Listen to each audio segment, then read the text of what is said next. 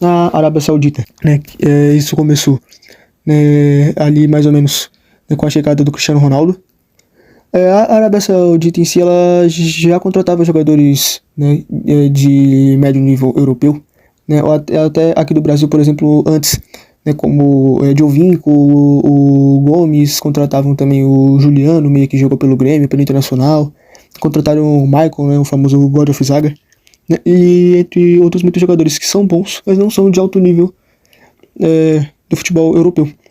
Só que com a chegada do Cristiano Ronaldo, como eu falei, né, que tem mais ou menos ali uns 3 anos, né, logo após a sua saída do Manchester, atrai muitos jogadores, né, para a Liga Saudita, né, e craques como Neymar, Benzema, Mané, começaram a vir para cá, né, entre muitos outros.